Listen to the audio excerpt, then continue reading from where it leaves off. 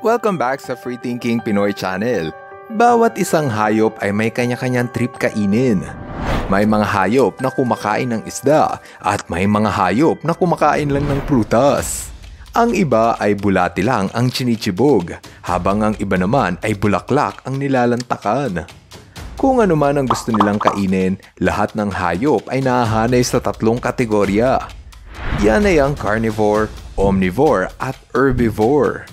Kung ano man ang kahulugan ng mga salita na ito, yan ang ating tutuklasin for today's video. Oo nga pala, bago tayo magpatuloy, huwag niyong kakalimutang pindutin ang subscribe button. Maraming salamat! Simulan natin ang kwentuhan kung ano nga ba ang carnivore. Ang carnivore ay ang tawag sa mga hayop na kumakain ng karne ng ibang hayop. Ang halimbawa nito ay ang buwaya, agila at lobo. Ang blue whale na pinakamalaking hayop sa mundo ay carnivore. Kumakain kasi ito ng krills o maliliit na hipon. Ang shrew na pinakamaliit na bubwit ay isa ring carnivore dahil kumakain ito ng insekto. Kabaliktaran naman ito ang kinakain ng mga herbivore. Ang herbivore ay ang tawag sa hayop na ang tanging kinakain ay halaman gaya ng prutas, damo at palay.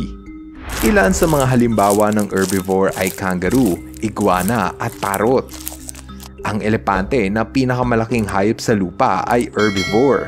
At ang insektong ito ay herbivore dahil halaman lang din ang kanilang kinakain.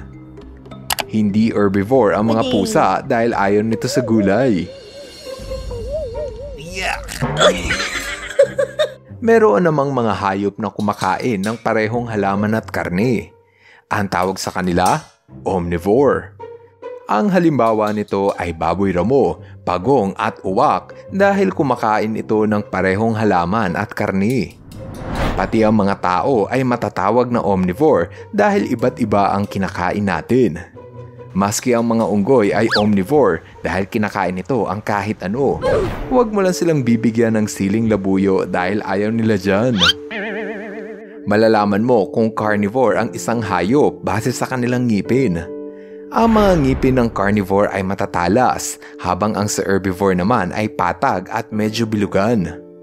Mapapansin mo rin na sa tuwing kumakain ang mga carnivore, taas-baba lamang ang direksyon na kayang ikutin ng kanilang panga.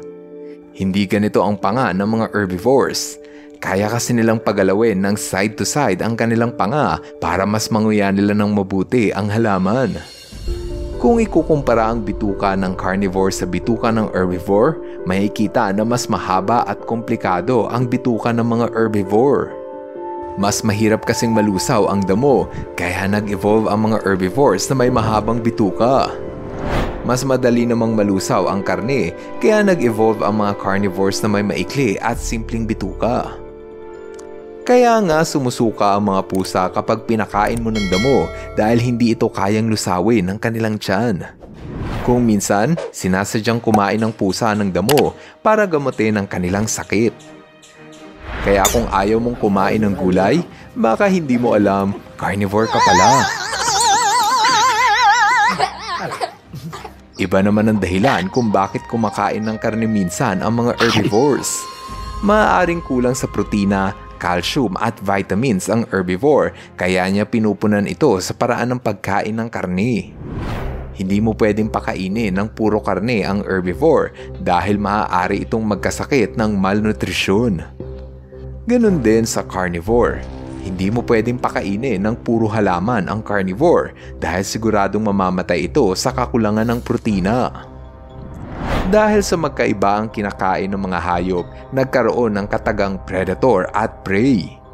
Ang predator ay ang tawag sa maninila na tumutugis at kumakain sa nahuling biktima, habang ang prey naman ay ang tawag sa hinuhuli ng mga predator. Gaya ng sa video, ang pating ang predator dahil siya ang tumutugis, habang ang isda naman ang prey dahil siya ang gustong kainin ng pating. Kung minsan, ang mga predator ay nagiging prey din, gaya ng pating na kinakain ng killer whale. Sa pagkakataon na ito, ang pating ang naging prey habang ang killer whale naman ang naging predator. Ang tawag sa pinakamalakas na hunter ay apex predator dahil walang ibang hayop ang kayang kumain sa kanila. Gaya ng killer whale, sila ang apex predator ng karagatan dahil walang ibang hayop sa dagat ang kayang kumain rito. Dito sa Pinas, ang mga Philippine eagle ang apex predator dahil walang ibang hayop ang kayang kumain sa kanila. Ang ilan pang halimbawa ng apex predator ay lion, tiger at polar bear. Ang mga aso, sila ay omnivores. Kumakain kasi ito ng parehong gulay at karne. Pero, wag na wag mong pakakainin ng processed food ang iyong aso gaya ng chichirya dahil masama ito sa kanila. Pwedeng magkasakit ang aso dahil sa dami ng kemikal na nakahalo sa pagkain gaya ng pizza. Sana maging paalala ito na huwag nating pakakainin ng fried chicken, tinapay, ice cream at chichirya ang mga hayop. Masama kasi ito sa kanila at pwedeng malason sina bantay at muning. Kung nakakalason ang junk food sa mga hayop, abay siguradong masama rin ito sa mga tao. Kaya dapat sipagan nating kumain ng gulay para humaba din ang ating buhay gaya ng mga tortoise na mahilig sa fruits and vegetables. Ngayon, andito na tayo sa ating shoutout portion. Hello kay June Cyrus Galupo. Shoutout kay Radsmer Montawal, Justin Kit Fernandez, John Andre at Andrew Bravo Lim. Congrats sa bagong kasal na sina Michael at Jessica Cabiok at sa pamilya ni Melody San Pascual. Maraming salamat sa inyong panonood. Now see you guys in our next video. Bye-bye! FTP viewers, thank you so much sa panonood mo na aking video. Kung nagustuhan mo ang video na ito, subscribe na sa FTP channel. Don't forget to hit the bell button para updated ka sa mga bagong videos. Paalam!